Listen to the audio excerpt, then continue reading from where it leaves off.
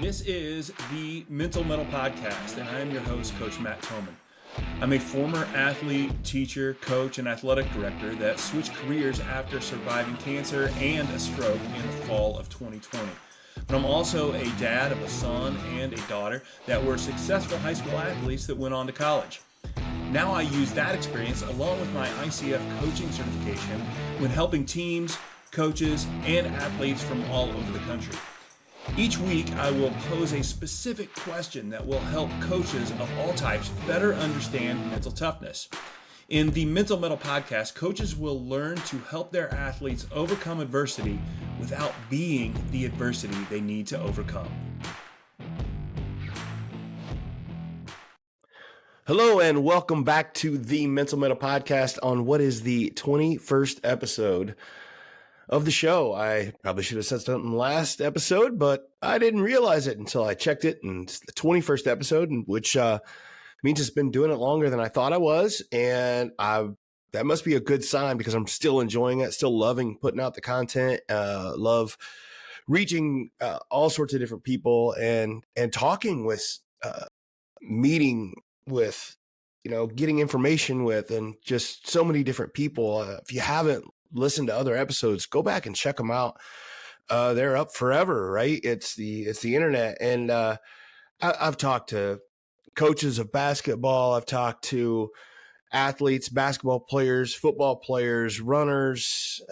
I've even, had my jiu-jitsu coach on, and all talking about the same thing on the mental side of sports, which is something that is good for athletes and people of anything really, on how we can use that athletics or that sports that we still do even as adults, or what we're trying to teach kids that are going through athletics, and how we can use that, and that how to develop that resiliency and that mental mettle.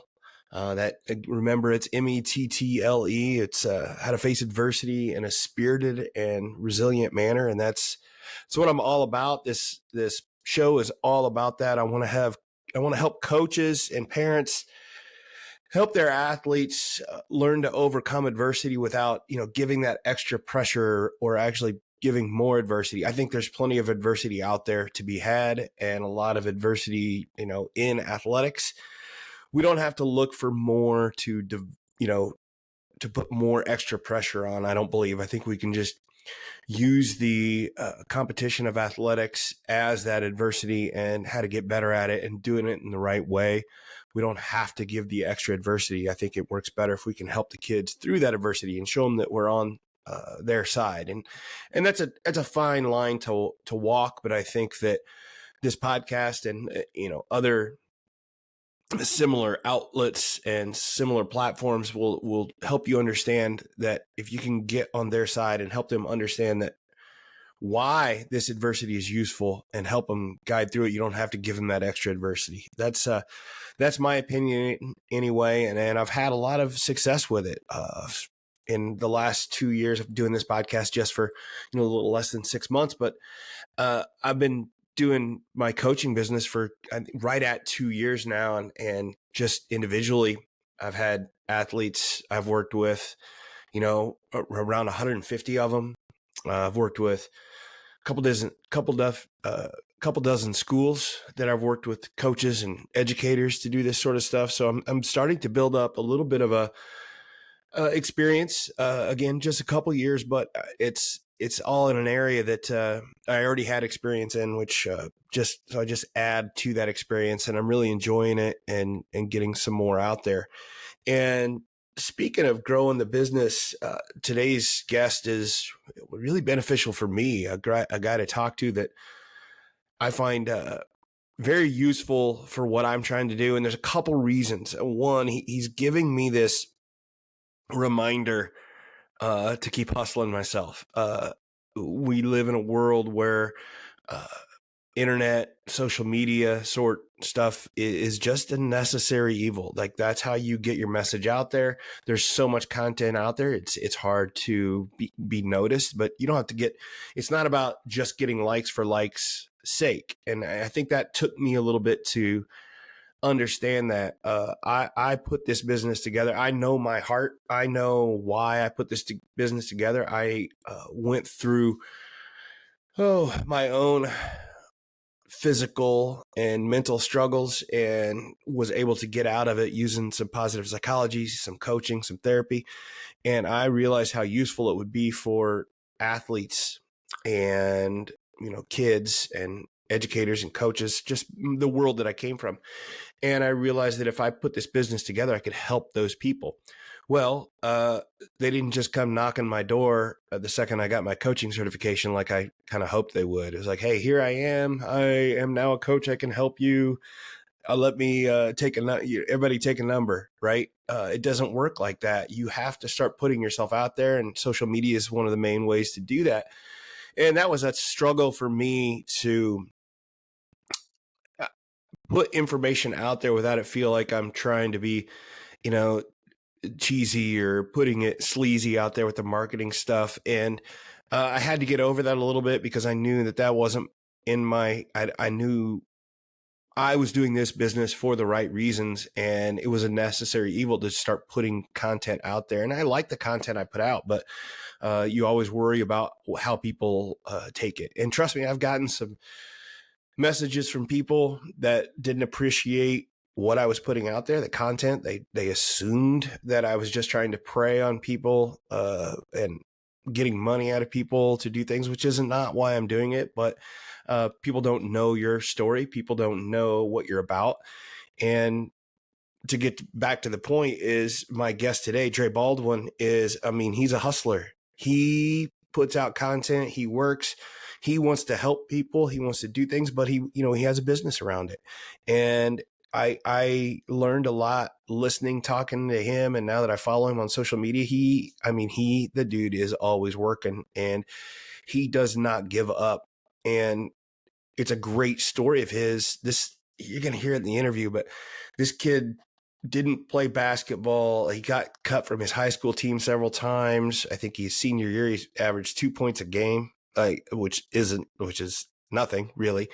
Went and tried to walk on in college at Division III and got on there and just played. Didn't set the world on fire, but he decided he wanted to go be a professional basketball player. So he made it happen. He just kept getting better and didn't take no for an answer. And he spent I believe a decade playing overseas basketball, which is a dream for a lot of the hoopers that I work with. And he did it in such an unconventional way. And I think the biggest reason that he was able to do that is he just didn't give up. He just wanted to keep working, and he just kept getting better and kept putting content out there and kept working and keep picking up the phone and keep getting told no, but keep wanting the answer to be yes. And he still operates his business in the same way. And I think that's such a good message for me, to not worry about what others are saying or people are thinking, and just put that information out there and just know you're doing it for the right reason and putting it out there. So personally, I think this is just a great way, a good thing for me to listen to this guy. And the other way he's helping me is I'm always talking about how this mental side of athletics is so applicable to real life situations, and when you get into jobs and you get into businesses and things like that. And Dre is a perfect example of that. He saw, it's such an interesting story. He feels that he's always been a businessman, but he was just doing it in the business of basketball for a while. He's always selling himself and always betting on himself. And there's so much adversity that he's had to overcome to be able to get to where he's at. And he doesn't even factor that in. He just keeps working, keeps grinding, and using athletics as that adversity is, again, that's what I'm all about. I think that athletics, especially in that high school level, when most kids can play, so many kids play athletics in high school. I see it as a form of controlled adversity. The adversity is there. It's real. It feels real. There's winners, there's losers, but it's controlled in the sense that it's not life or death. And we feel like it can be life and death at some point, but it's not. It's not the end of the world if you lose a game or if you don't get to go and do what you want in college and play, Division I and things. It's not. There's other options. But the adversity is still there and you feel it. And learning how to deal with that adversity is such a way to practice for life and start to practice in how to deal with that emotion of adversity and how you see that these struggles are good for you and how you can use struggles to get better and learn to do that and learn to develop those skills before it's life and death, before it's, or not even just life and death, but when a paycheck depends on it. And I think all those, that translation is so useful. It's why athletics are so useful. And those of us that have grew up playing sports and then get into the business world or the working world or whatever, and can draw on those experiences, we know that. We feel that, and we're like, I've done this, so I know I can do this. And having that background and that experience is so useful. And to see a guy like Dre here, he's going to tell his story and how he uses it in his business. He owns his own business. He's a coaching business. He used to work with athletes. Now he works more with professionals. He writes books, a lot of books. He puts out content, and he owns his own business, and he's betting on himself. And, that's hard. And to see those lessons that he's learned be used in that way, it's inspiring to see him be able to do that. So have a listen, Dre Baldwin, and I'll catch you on the backside. We'll do a little breakdown as always. Coaches, empower your athletes to overcome adversity with the Mental Mettle Academy. Teach them to face and conquer hardship without adding extra pressure. Visit the link in the show notes and enter the code METTLE, that's METTLE, at checkout for a special listener discount. In a recent study done by the NCAA, it was revealed that 31% of male athletes and a staggering 48% of female athletes experience depression or anxiety at some point. As adults, it's crucial that we address these issues and provide the necessary support systems for the athletes that we care about. And that's where Mental Mettle Coaching comes in. My student athlete coaching program is dedicated to helping young athletes develop mental toughness on and off the court. So join me at Mental Mettle Coaching, and together let's empower athletes to overcome the mental obstacles and enhance their performance and lead fulfilling lives. Visit the website shown in the show notes or contact me directly to learn about the program. Invest in the mental well-being of your athletes with Mental Mettle Coaching and see them excel. And welcome back to the Mental Mettle Podcast. I am here. I'm excited to be here with my guest today, Dre Baldwin. He is the owner of Work on Your Game. And I'm going to, I've looked a little bit into what Dre is all about, but hey, Dre, give me a heads up. Tell me about your company a little bit and what you're about, and let's start there.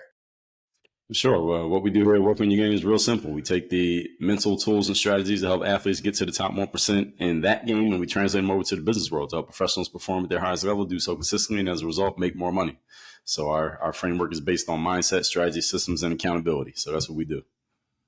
Yeah. So you're taking that, because I talk about all the time about this thing. I work with athletes, and I'm like, if you can determine all these things and develop your mindset while you're while you're an athlete, as a young athlete, you can take that. Those are life lessons, to move on. So you're taking all of those lessons that hopefully somebody gets from athletics and applying it to the business world. Is that correct? That's correct. 100%. Yeah. Most of the people that you work with, are they former athletes? Do they have a background in that? Some of them are, because I have a lot of my audience kind of came with me. I was making basketball content for a decade. When I first got on, I started creating content in 2005. So when I became a full-time entrepreneur in 2015, and I took a lot of the stuff that I was talking about to the athletes, and I still talk about it now because a lot of it was mindset and strategic related. So many of those athletes, they don't play basketball anymore. A lot of them didn't go to the NBA.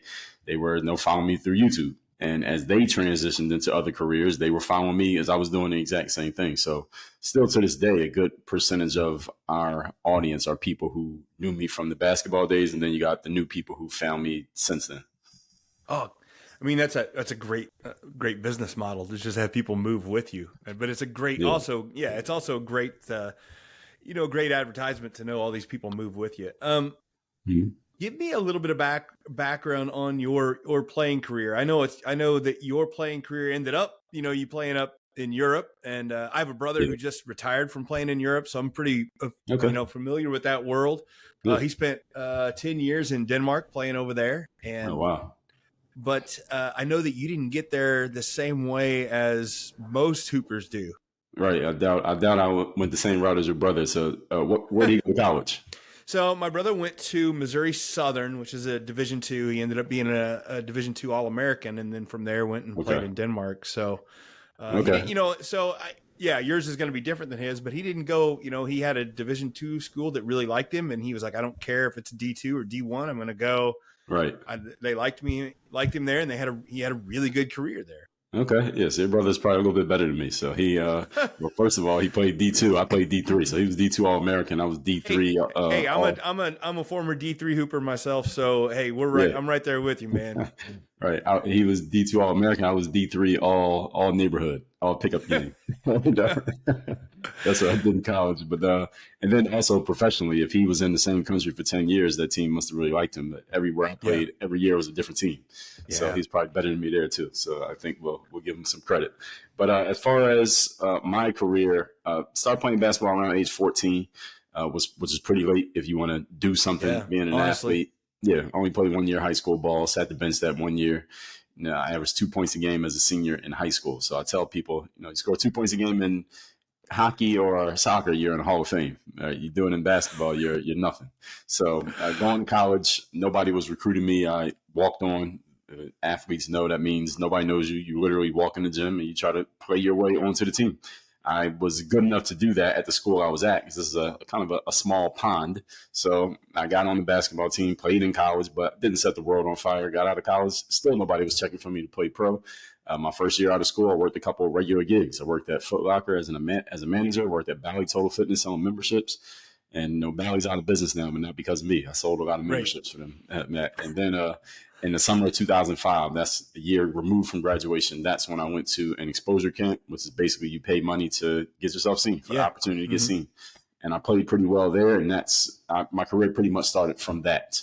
So that's how I got started playing overseas. And at the same time, that same year, 2005, when I signed my first contract, I took that footage from that exposure camp and I put it on YouTube. And that's where I started to build an audience online. I didn't do anything with that audience, like monetizing or anything, till about 5 years later. But for 5 years, I was putting out content for free and just building up this fan base, this base of people who were watching me and they trusted me, knew me, they liked me. And I wasn't even thinking about making money from it because I figured I could just make money playing basketball overseas. Sure. But then the phone wasn't ringing. So about 2009, 2010, that phone was not ringing. And it starts to get heavy. And you're like, okay, well, now what? And that's when I said, I got this audience of people online. What can I do with this? And this is around the time that it was starting to become a normal thing to figure out to monetize your audience. Because now it was becoming, Google was monetizing YouTube so you can make ad revenue. And people were starting to explain, hey, here's how you can sell products online. You can create stuff. And it was becoming very easy to do. And you didn't need money or a bunch of, you didn't need to come in with a bunch of knowledge to know how to do it. If you could just simply follow instructions, you could do it. And that hadn't been the case about 10 years earlier. So by that point, this all happened, this confluence of events all happened at the same time. And that's when I started creating my own products and services and I started monetizing my online presence. And I said, well, if I can do this, if the phone doesn't ring again, I'm good. I'm cool.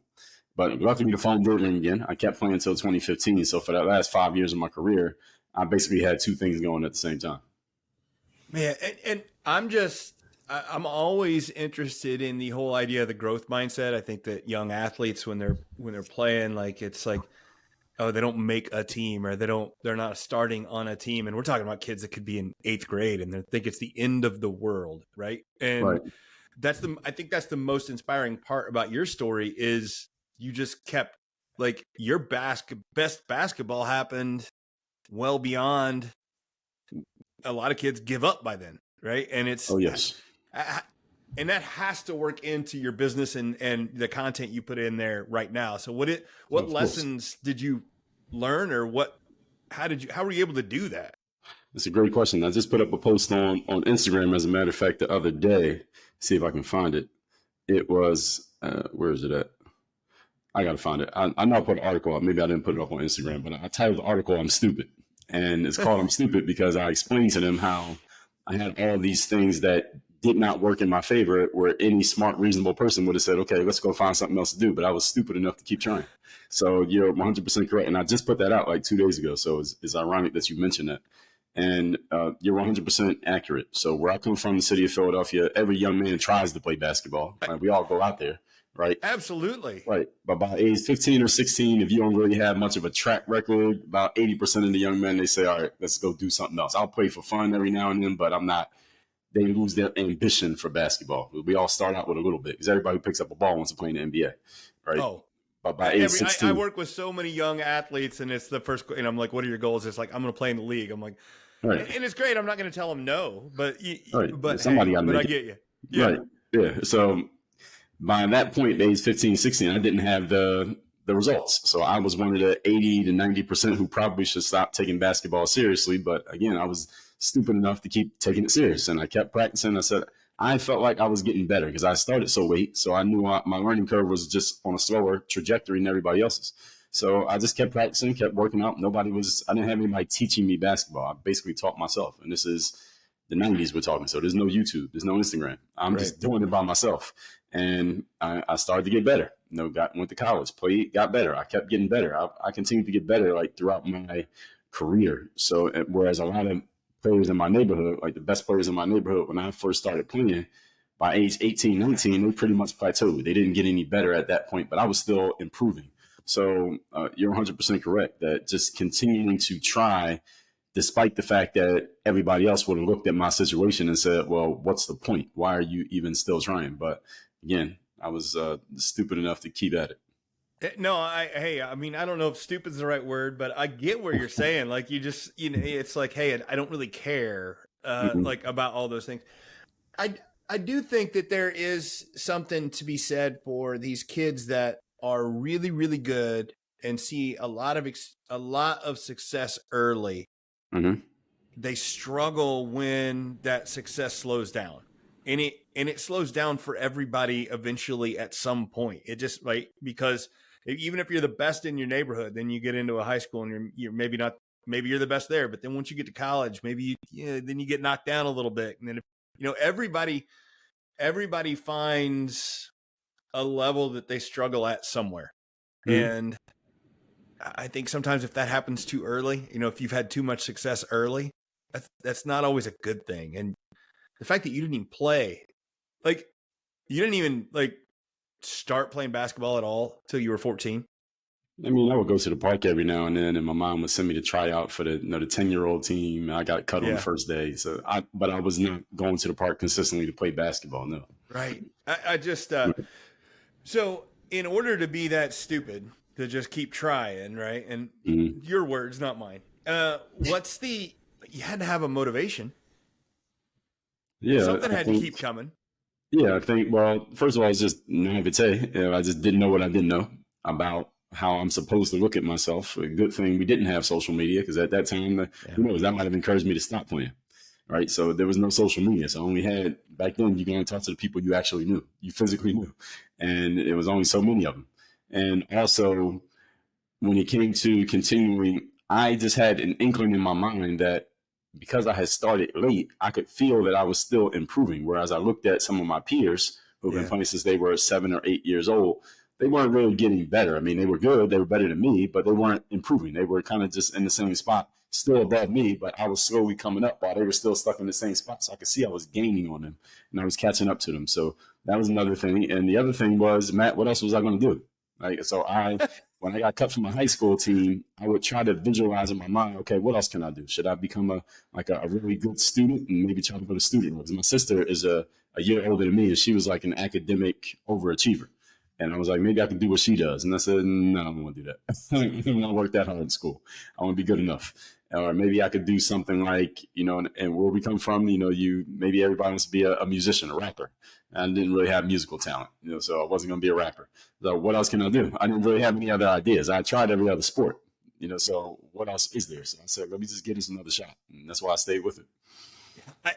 I just and what was it that you tried? You said you tried other sports. What drew you to basketball then eventually? That was like, because with the tenacity you're kind of talking about right here, I feel like Dre, you could have like you didn't have musical talent, but with your tenacity, you probably could have developed it. And if you'd have stuck with football, you who knows, you could have gotten better at that. But what was it that drew you to basketball?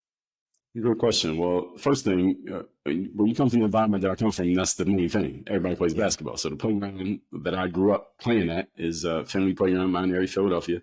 There's a big football field, a big field, not a football field, it's just field. And nobody plays football because you need a bunch of people to play football. Right? So people play, but it's like seldom. You got to know people to know when the game's happening. So it's random. There's a baseball field, and I did play a little bit of baseball. My dad he youth coached baseball, and I played that a little bit, but you need people and equipment to play baseball. Yep. There's a tennis court. There's like 4 tennis courts. Nobody played tennis. There was one guy in my neighborhood who played tennis, like one kid from my neighborhood who played tennis. He actually went to college on a tennis scholarship. Nobody else played tennis. And in the basketball court, everybody in the basketball court. So it's just the natural thing that you're attracted to. And at this time, we're talking the 90s here, Matt. So this is when the commercialization of basketball, especially, because of Michael Jordan, and then you got the next wave with the Iversons and the Kobe's, Penny Hardaways, these guys. This is being pushed in front of us a lot. And the good thing about basketball, regardless of where you come from, is that it's easy to go get a game of basketball. You don't need a bat, you don't need a glove, you don't need a racket. You just show up to a park, it'd be 50 kids there. You got one ball, you got a game. Right. So that it was just the natural thing for anybody to do. While I am sure there are some kids from my neighborhood who, had they been exposed to other sports and other opportunities, who knows, swimming, something like that, maybe they would have been great at it, but they didn't get exposed to those. Yeah, but I think the best part about basketball is you can, like you said, it can show up. There can be 50 people there, and you can get in line for a game. But you can show up by yourself, And I think that's probably my favorite part about that sport is just how it's like if you got a hoop and like I tell kids all the time, even if you don't have a hoop, if you got a ball in a flat spot, you can work on your game, which that's is right. It's hard to do on a lot of other sports. Right. What was your where'd you first play in Europe? Where was your first gig? I was in Kaunas, Lithuania. Okay. Yeah. What was that like? Was it everything you dreamed?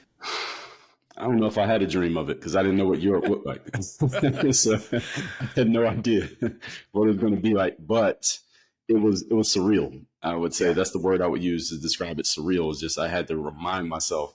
Many times I just caught myself thinking like, here I am in Europe, walking around because there was a couple other Americans there with me, and I was the only rookie.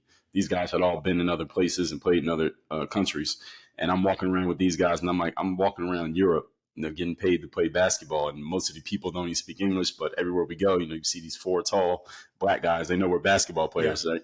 And I'm like, man, this is crazy. Like I'm actually here. And just 2 years ago, I was walking out the gym at a Division III college, so it was surreal. That's the word I would use to describe that first experience. I know you talked about being stupid, but what even gave you the inkling that, and you said, what else was I going to do? But like, you had to have something that really pushed you that said, why even go to a exposure camp and why go do that? Was it just that so much of a driven idea of yours to just go do that? I've always been ambitious. I've always had the ambition within me that I knew I was going to do something that was going to make my name known, and I was going to be a person of significance. I knew I wasn't going to just be a regular everyday guy.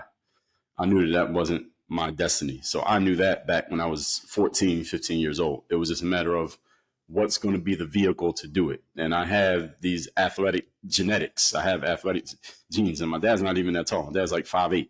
He liked sports, but he didn't play. He wasn't an athlete himself, but he was into sports. So he watched it, things like that. And then in the neighborhood, again, what else are you going to do? You're a young man, it ain't very much to do. You're either playing a sport, you're standing on the corner, you're chasing girls. That's pretty much your 3 options. And this is when we used to go outside. This is when our parents would say, go outside and go do something. This is not video game days. So you pretty much had three choices. I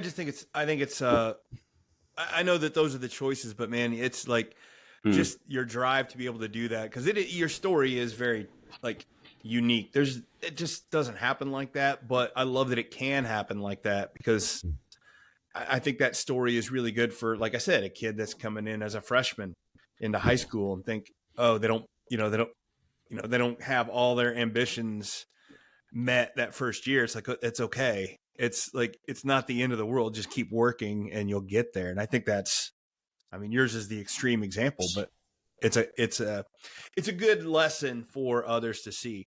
I tell you what, we're going to take a quick break. When we come back, man, I see all those books behind you, man. I want to talk about all the writing and all the stuff that you're doing and just your business and what you're putting out there. Cause I think it's, anybody who has a story like yours, I think it's useful for others. So we'll take a quick break.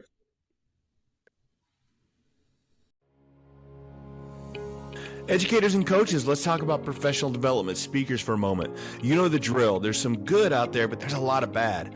I've been there and I've felt your frustration. And that's why I've got something different for you. Professional development that's actually engaging and genuinely useful. As a certified coach and a former educator, I understand the struggles our students and athletes face.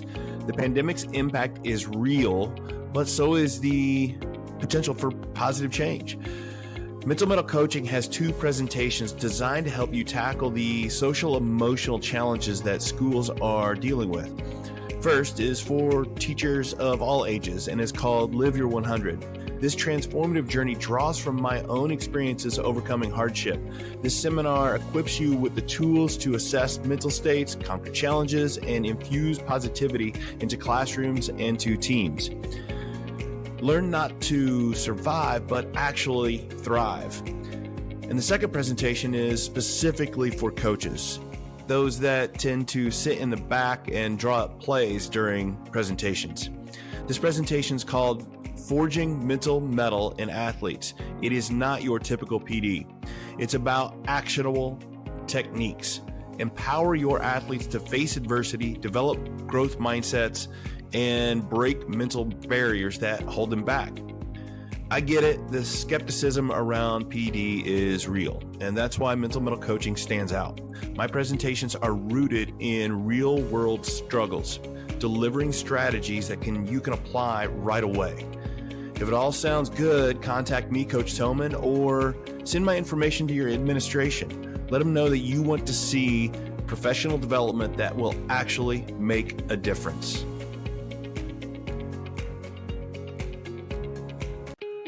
In a recent study done by the NCAA, it was revealed that 31% of male athletes and a staggering 48% of female athletes experience depression or anxiety at some point.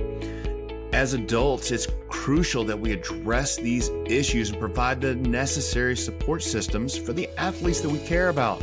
And that's where Mental Metal Coaching comes in. My student athlete coaching program is dedicated to helping young athletes develop mental toughness on and off the court. So join me at Mental Metal Coaching, and together let's empower athletes to overcome the mental obstacles and enhance their performance and lead fulfilling lives. Visit the website shown in the show notes or contact me directly to learn about the program. Invest in the mental well-being of your athletes with Mental Metal Coaching and see them excel. All right, and welcome back to the Mental Metal Podcast. Once again, I am your host, Coach Matt Tillman, and I'm here with my guest, Dre Baldwin of Work on Your Game, and just an inspiring story of not giving up and keep working and having that ambition and how important that is. And I think that anybody that's got a story like that and then turns it into a business, look, Dre, this is, I got here doing my job through, it's not a similar story, but man, I was on a different track and I had some serious health issues and mental anxiety issues. And I myself had to pivot and change gears. And that's how I got in doing this coaching and doing this podcast and those things. So I know the power. I know the power of a story and how it drives a person. So tell me a little bit about what is work on your game, and or any of the other things that. How many books do you have now? Officially 33. 33. That's more than most people, Dre. So you're like the Stephen King of motivational athletics. So I think tell you me said a a little bit few more about. books than me, but Yeah. yeah, I'll take that. Yeah. So tell me a little bit about. Well, you've got a lot of things you could talk about. So lean into something here. Sure. So the working game philosophy really just came from what I was telling athletes, because I was putting these videos on YouTube again, starting in 2005. So I started building up this audience, and a lot of it was just spread through word of mouth. Like, hey, go on YouTube and look up this guy, Dre Baldwin. And these people are watching the videos and they're getting value from it, because these are all basketball players, 13 to 24-year-old ball players who want to get better at basketball, and they're able to crowdsource knowledge from the internet at this point. Are these basketball videos, like workout videos and this stuff? is just on the court practice. Yeah. Yes, I'm not. The talking head videos came later, so this is just on the court, dribbling, shooting, dunking, stuff like that. And then I would just voice over. You would hear my voice in the background, just saying, "Hey, I'm explaining what I'm doing." And after a few years, these players, they would ask questions in the comments, and I would always read. I always read my comments. I always reply to my comments, even to this day. Emails, DMs, all of that. And the players would just ask about my background, like, who are you? Because they didn't know who I was. Who am I? I'm not on TV. They never heard of me before, but I'm on YouTube and I'm helping them. So they just wanted to know, who is this person? And they found out about the 1 year high school, walking on D3, getting cut from the high school team 3 times. I'm a pro ball player right now, but you see me in this empty gym in Miami, which is not far from where I live right now. And why are you in empty gym in Miami? You're a pro ball player. Aren't you supposed to be on a team somewhere? Well, the phone is on you right now. So when these players heard that, they were like, they kind of put 2 and 2 together and said, well, what keeps you showing up consistently to keep working out when nothing's working? Or confidence. You know, basketball trials is 1 day, right? So you practiced all year. You got 1 day. You have a bad hour, that whole year goes down the drain. So how do you get the confidence? Because a lot of players would talk to me about performance anxiety. Or they would say, well, man, you show up every day and you work out. Like, even though you don't know when the phone's going to ring again, or if the phone's going to ring in, what moves you to have that kind of discipline? Because a lot of people would notice that and they would say, well, I want to be that kind of discipline, but I can't move myself to do it. Or they would ask, how do I get started? Because by this point, doing on the internet was starting to be a normal thing. Like, we grew up, Matt, you want to be a police officer or a firefighter. Now these kids want to be YouTubers. Right? Yeah. So they saw. I know. Trust me, I used to work in education. I was a principal for years, and it's like, I have a kid in my office, and they're like, "Oh, I'm like, so what are you gonna do?" And they're like, "Well, I'm gonna do YouTuber for video." I'm like, right. Okay, well, we might have a backup plan. That might not be a bad idea, but yeah, I get you. Right. So now being known on the internet was like this career aspiration, right? So they would ask, how do I get started getting known online? How can I build a brand online? Or I would get a lot of players asking, how can I play overseas? Because playing overseas is not like being a teacher or a doctor or a lawyer, where you can go Google the requirements and get this documentation, get this degree. Playing overseas is a very shadowy industry. If you don't know the right person, you don't know what to do. So, I mean, one of my books is, you can almost see it right there, Overseas Basketball Blueprint, how to play basketball overseas. So I just started talking about these things. So about just showing up every day, that became discipline. Show up every day, do the work.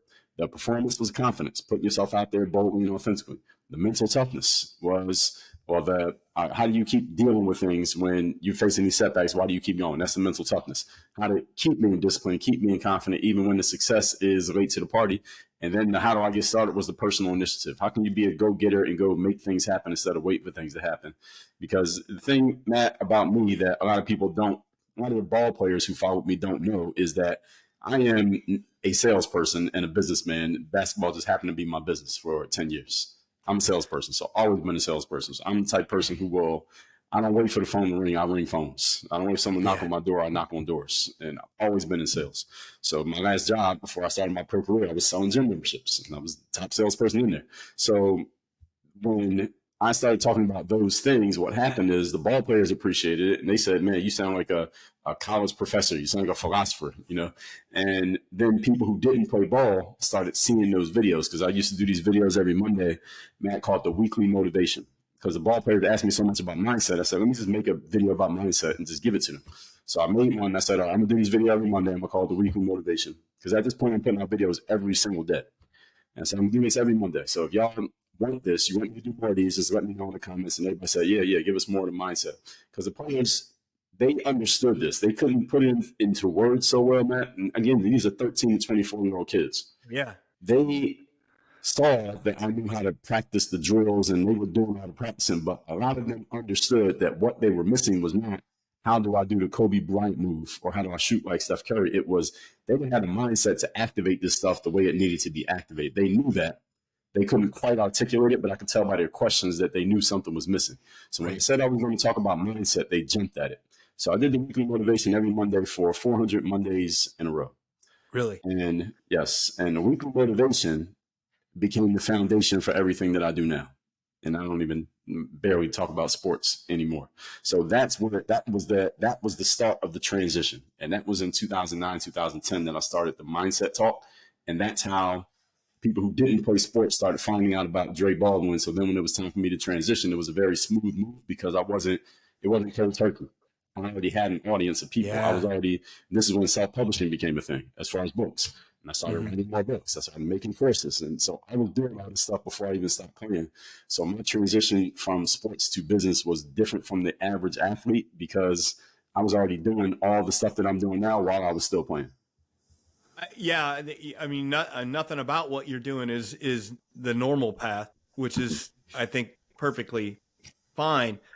One thing you said in there, and a couple things I picked up on, you talked about how if sometimes success is late to the party. And I think that that's, oh my gosh, what a great thing to say, because what you don't say is I'm not having success. What you're saying is success is coming. Right. And success is maybe fashionably late, but it's coming. And so as somebody who's now, I'm new into this game of putting out content and doing all this stuff. When you're talking about your first, like you did it 400 Mondays in a row, but the first few, like, it wasn't like it's not like you're not going viral. I've never had a piece of content go viral, and I got 20,000 pieces of content on the internet. Right. Not one. And it's like, I think that you see these things when you do see things online, you see a viral something, you see millions of likes, and you're like, you put out content and you see it and you get like 2 likes and you're like, that's all right. You just keep going, right? Yeah, it doesn't matter to me because I know I'm going to put the next one out. So I don't really care how well or bad anyone does because I know I'm putting out another one. That really speaks to the confidence level. Like you have confidence in what you are doing. How do you teach others? I don't care if it's athletes or, I work mostly with athletes or coaches and things like that. What's your advice for somebody to keep building confidence even when they're not seeing all the success they want?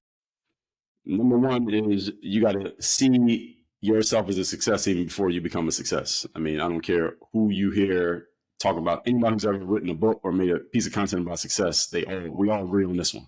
We have different ways of going about it, but we all agree on this, is that you have to see yourself as being a success before you are a success. And then your actions are a reflection of that person who was successful. What would they do? Would they feel bad because they put out some content and it didn't go viral? You're a basketball player. You missed your last 3 shots. Would your favorite player stop shooting because he missed his last 3 shots? Will Steph Curry not shoot because he missed his first 3-pointers of the game? Of course not. Fans would be disappointed if he stopped shooting because they expect the next one to go in, and he should as well. So it's the same thing for us, is that you have to visualize yourself as a success, see yourself as a success, and understand what you're in this game for. Are you in the game to just get a viral video and then you're going to stop? Or are you in the game to make sure that you're putting out what needs to be put out? So to go even further back in 2000, maybe 2002, the internet was out. I'm in college. I had this really slow desktop computer that Matt, if I wanted to go to ESPN.com, I would type in ESPN.com, then I'll go take a nap. And then I would wake up and hopefully the website was open. That's how slow. I still remember the old modem noise. Yeah, exactly. That whole thing. Yeah, I got AOL CDs and all that. Yeah. Right. So when I saw the internet, I saw where it was going in 2002. And I put in my goals at that time that I want to have a website that's just by me and about me. I knew I wanted to do because I saw that this is a place where you can say anything you want. You can publish yourself, put your thoughts out to the world, and other people can find it all over the world. And I said, that's what I want to do. I'm going to do that. So I knew that way back, and I didn't have my own website I didn't create content till 2005, and I didn't have my website till 2007. So I already had that in my mind. So it was never about, I need to get this many, this kind of vanity metric. Because vanity metrics didn't even exist at that time. Right. It was just putting out, it was just material. That's all it was. There was no measuring me versus you, how many likes you got, how many followers you have. That didn't matter. It wasn't even a thing. So it was always for me. I just have some ideas and thoughts that I know are not normal because I knew the people around me in the analog world, not the internet, but the people around me, even my friends, my way of thinking was different than theirs. I always knew that. And I said, I need to get this out to more people because I know there are more people who, if they could hear what I have to say, they'll understand it and they'll get it. Because I always have this ability to articulate and break things down and explain it. Take a complex concept, break it down and explain it to people in a way that they can get it and say, okay, well, now I understand it. Now that you explained it that way. And the internet was my vehicle to do that. So it was never about a certain number of stats or dollars or anything. It's about getting this message out to as many people as possible. And that's what I'm still doing. And I heard it in there a little bit about seeing yourself as a success. Mm-hmm. And I see in the one thing that you do in your work on your game, and you've got this idea of a roadmap in reverse. Mm-hmm. And explain that to me a little bit, because I like that idea. When I work with athletes, sometimes I tell them, I want you to see where you are in 5 years and how you work backwards. And I think that's what we're talking about here. It's funny, Matt, because when you're in a position of expertise that you get so used to the things that you talk about that you almost discount them. And I had an event once, and one of my coaching clients, he was at the event, and he actually said that in the testimonial video. And I said, that's actually a good phrase. Let me start using that. Yeah. I didn't think it was that groundbreaking of an idea. Honestly, I didn't. I thought, isn't this just common sense? This is a logical way of looking at things. But again, when we're in a position of expertise, we don't look at it that way. So what it is very simple. It's really just thinking about where you want to go, and let's just deconstruct. Okay, so you're here right now. You want to get here. How do we? You're at point O. You want to get to point Z. So let's go backwards. So how do we get to W, X, Y, U, V, T, S, P, N, O? I'm saying alphabet backwards, hopefully. But just getting you to understand what are the steps that what would be true for this to happen. Okay, what would need to be true for that to happen. What would need to be true for this. What would need to be true for this. And we work our way all the way backwards till we get to where you are right now. And there's our plan right there. Now just flip it upside down. There's the plan. And that's what we're going to do. I love that. So because I'm a certified coach and I work with people, and the goal of a coach is to take a person from where they are to where they want to be. Right. And you're just talking about, because I tell people all the time that when you want to go somewhere and you want to put that into your GPS, like you need to do that before you get going, or otherwise you just drive around in circles. Like you might think you're doing something, but if you don't have a goal, if you don't have somewhere you're working, and how are you going to know when you get there? Right. Also. And I just love what you're saying about working backwards and seeing that. That's just a great, I like the idea. I love metaphors. So it's a fantastic idea. Dre, anything else? What I love to always say, what should we have talked about that we didn't? You've got a lot of things there that you do. Tell me a little bit about, the floor is yours, man. What have I not asked? That'd be great to hear. No, we could talk for 10 hours. There's a million things we could talk about. I know I could. Yeah. There's a lot of things we could talk about. But the biggest thing for who's the ideal person that I can give a message to right now? Let me ask you. Well, this podcast is geared for coaches of all levels. Mm-hmm. So my goal on this podcast, Dre, is I want coaches to be able to help their athletes go through adversity without being adversity. You've had a coach before that was more about giving you adversity than they were helping you through it. You get what I'm saying, right? And especially with today's athletes and today's youth, I want coaches to understand that their job is to help kids through the adversity, right? What advice do you have for those coaches? That's a great question. And I know we're in a different era. The era that we're in is the coaches that we had growing up. And in my era, they were a little bit more coarse, and we were kind of raised to deal with that. We got it at home, and we got it at work, we got it at school, we got it in sports. Whereas this era is not as coarse, I think is the best way to say it. So for the coaches that are out there today, you got to know your personnel. There's something one of my coaches said to me once in practice. I threw a pass to one of my teammates, and there's a guy who can't catch, and he dropped the ball. And he said, Dre, you got to know your personnel. You can't throw that kind of pass to that guy because he's going to drop it. Right? Yeah, that's on you, right? Else. That's on you for throwing that pass at that time. Yeah, right? He put it on me. He said, he can't catch, so you can't throw him that pass. You can throw somebody else that pass, but not him. So as coaches, you have to know who you're dealing with. There are some players who you can yell at in front of the whole team and cuss them up one side and down the other side, and they'll play better. There are other players you do that to, you lose them for the next 3 weeks. So you have to know who you're dealing with, and that's a soft skill. Soft skill is knowing who you need to use the kid gloves on, and who you can scream at and cuss them out, who you need to pull to the side and tell them something, and who you can call out in front of everybody. So that's a very important thing to any leader in any sport space, business, sports, anything, even a parent.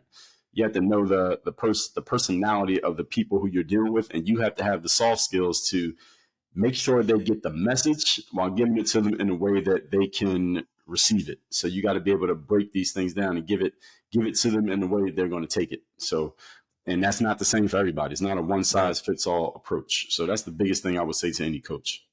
Yeah, I do. I agree, because I think you're right. When you talk about the old school coaches being coarse, there was a whole lot of, it was my way or the highway. And if you can't handle it, it's your problem. Well, and you either dealt with that or you didn't, but I don't think it's in the best. I think it's not in the best interest of kids. And that's what athletics are supposed to be for. So I think that's right. Yeah, it's great. Tell me a little bit, tell us a little bit about where we can find your stuff, Dre. Sure. So I'm active on every social media platform, probably most active on, actually I'm active on all of them, but most active on Instagram. My Instagram is just my name, at Dre Baldwin, because I use the stories function a lot. And then the marketplace of banter is Twitter/X. So I'm active on there. My name is Dre all day on there, but I have an account on every platform. I publish to everyone at least once per day. LinkedIn, TikTok, Facebook, YouTube, and all of whatever ones I'm forgetting.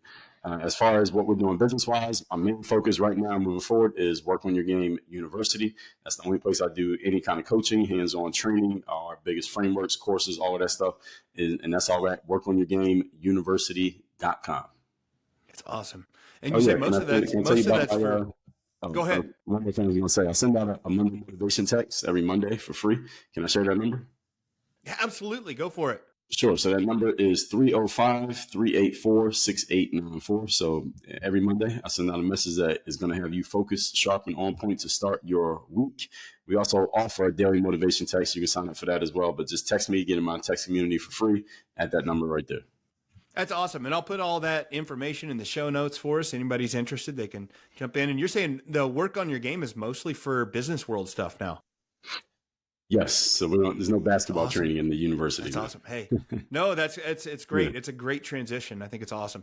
Dre, it's been fantastic having you on. It was great meeting you and great hearing your story. It's inspiring and so useful. Well, I appreciate it. Thanks for coming on the Mental Metal Podcast. Thank you for the opportunity. Thank you for sharing your platform. You bet. The Mental Metal Podcast is brought to you by our friends at QuickCut. QuickCut is the new alternative to Huddle. It's no secret why QuickCut is the fastest growing platform in the country. Their video analysis platform has everything you need. Plus, you'll get triple the storage at about half the price. And now get even more when you use the promo code 50hours for 50 hours of free video storage.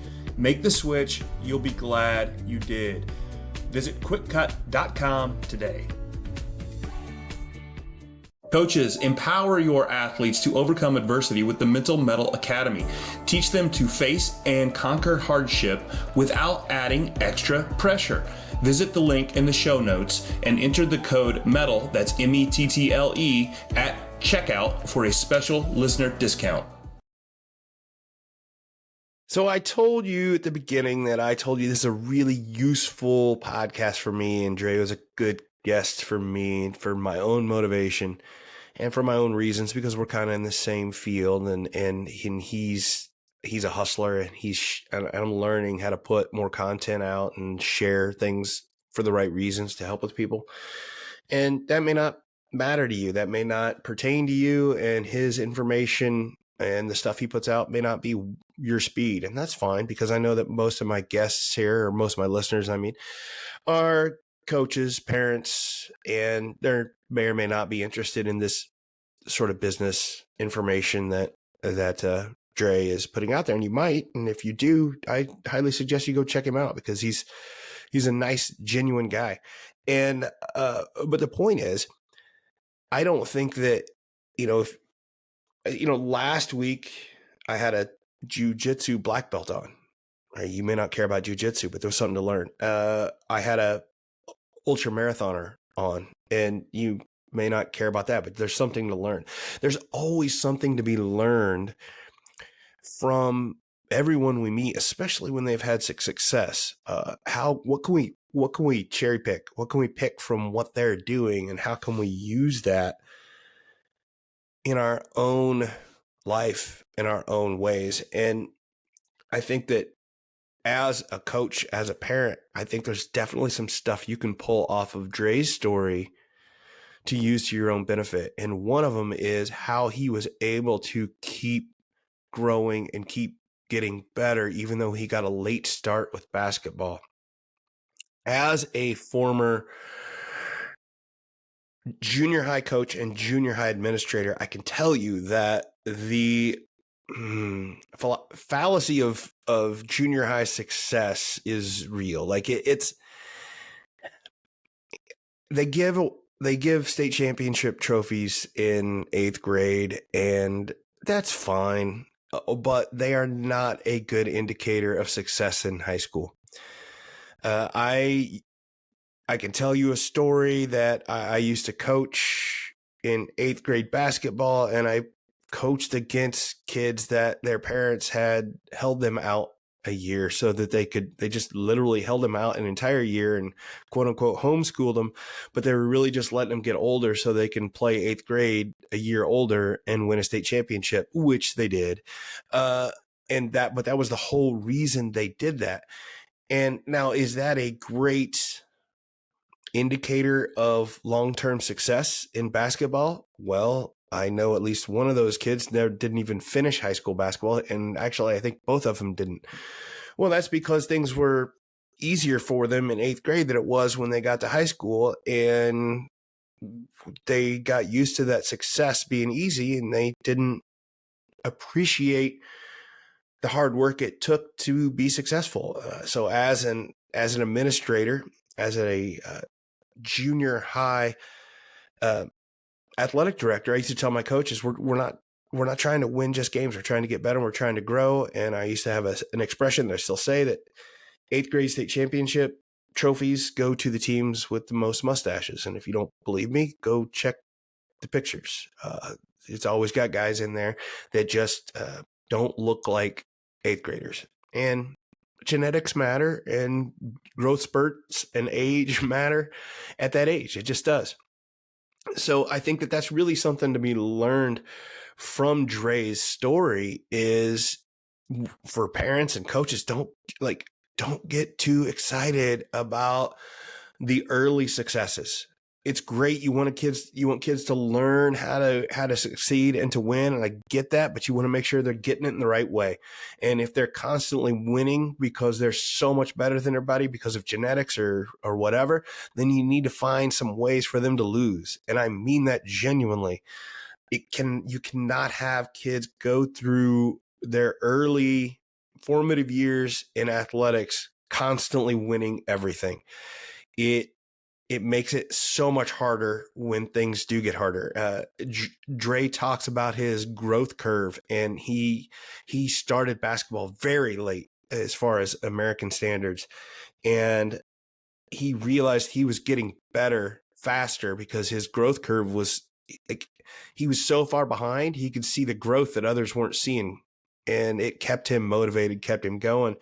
And so much so that it took him into, you heard the story, he didn't care what people thought. He put it down as being stupid, which is not the case. He's just trying to get likes and follows on that and say that, but he's not stupid. He's just driven. And actually, we have the word, the word grit comes to mind for me. And there's a book out there called by Angela Duckworth called Grit.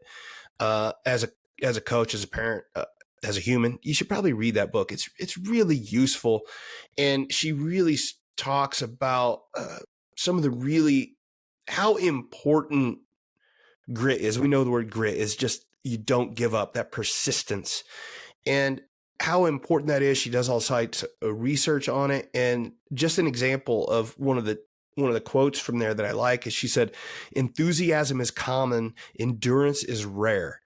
And what she means by that is everybody gets really excited about starting something, right? But it's the long term stick to itness that actually matters in the long run. And everybody has dreams and puts those dreams down and does it, but I mean, look at a weight room or a gym in January. It's full, right? But everybody has the enthusiasm, but it's the endurance that is rare. And Dre has that grit in spades, and he just keeps grinding and he keeps going. He mentioned, and this is something that was so good for me. He said, he's put out, what do you say, over 20,000 pieces of content and had not one go viral. And most of it gets just a couple likes, a couple people see it. People see it, maybe they don't, but he doesn't care. He keeps putting it out. And that doesn't, whether or not he's getting likes or follows or shares is not where he sees his success level. He sees his success level because he continues to get clients and help people. And that's what he's trying to do. And again, that's something really important for me to know, to have that persistence and keep putting the information out there and knowing that people will see it, and the people that want and need my help will reach out. And that continues to happen to me, even though I don't, I put out content that doesn't get the likes that I think it should, or that I want. But I'm okay with that. And that's fine. But I gotta have that grit to keep working. And I think that we should all figure out what we need to have our grit around. I do think you need to have something that this is what I want. He talks about working on that roadmap in reverse, right? So you figure out, where do I want to be? That question's old as interviews existed. Where do you want to be in 5 years, right? Where do you want to be in 10 years? Where do you see yourself? It's a really old question, and it's still useful, but I really enjoyed what he added to that when he was talking about putting the roadmap in reverse. And it will, if you need that to happen, what does this have to happen? What's this have to happen? What's this to have to happen? And I've talked about that with some other guests on here. Malik Mims comes to mind. He's talking about with these athletes that say, hey, I want to be a Division I athlete. And, okay, well, let's check about, are you doing the things that are going to take you to get there? All right. So it's the same kind of an idea. Are you able to understand the steps it takes to get there? And then are you doing those, and knowing that the grit of it comes in, that it's going to take a lot of work and it's going to take some time. But I do think having that roadmap and knowing what the steps are helps with the grit idea, that you understand, well, I have to have this happening first. And then if I do that, then I can do this, rather than saying, if you tell an 8th grader and they say, just want to get to the NBA, it's a long way away, right? And there's going to be a lot of things that have to happen before that final goal. So you need to have that next step in mind. And that next step needs to be a lot closer than just 5-10 years. It needs to be something that we need to work on, that practice that day, and really work on it. So that's the importance of the roadmap, to help with that grit, I believe. And I believe that you should have something you're gritty about. And it really helped me on this podcast to listen to Dre and be like, hey, if I want to get really more successful, I know that I'm going to have to grow my social media platform more. I just am. And before I get, 100 likes on every post. I need to make sure I'm getting 20. And it's not going to happen overnight. It takes time. You got to keep working on it. You got to keep putting stuff out there. And your situation is different. It could be for you, for your team, for your athletes, whatever. But that idea of what you need to come and reach, what level you need to reach next, should be in your mind, and keep going it.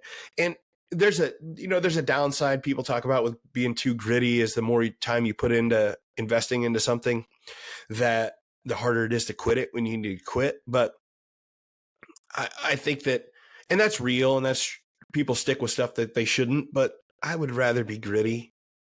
I would rather be gritty and grind and put into something than just have that in my mind and be thinking about, well, I should just quit. This is too hard. I'm wasting my time. I'd rather have that gritty attitude, and it just works out better. And the toughness, the grit, and the happiness all to go together. I find that people that are really gritty and really tough also are very fulfilled and pretty happy with what they're doing, because they know they're putting things and effort into an ultimate goal. So what are you gritty about? I think that's the main takeaway today. What are you gritty about? What do you want your athletes to be gritty about? Figure out how you're going to make that roadmap. What's the next step? What are you not going to let get in your way? Or even if it's in your way, how are you going to get over it? How are you going to keep that grit, form that grit, and keep working? And I wish you all the best of luck. If you ever have questions for me on that, I'd love to help. Send me an email, send me whatever you want. I'm on all these platforms as well. Just as Dre mentioned, you can find me on Instagram, Facebook, Twitter. That new one, I forget what it is, but I'm on it. But I'm on all those. So, hey, check it out. Ask me questions anytime if you want. I'd love to help. So until next time, this has been Coach Matt Toman, and this has been the Mental Metal Podcast. Thanks again for listening to the Mental Metal Podcast, produced by Coraggio Media, sponsored by QuickCut, a video management platform for every level of play, and by Mental Metal Coaching, helping athletes learn to face adversity in a spirited and resilient way. The Mental Metal Podcast is created each week to help players develop more mental toughness, and that is something that will help all of us. So help me out and like and share the Mental Metal Podcast with your friends. Until next time, keep forging your metal.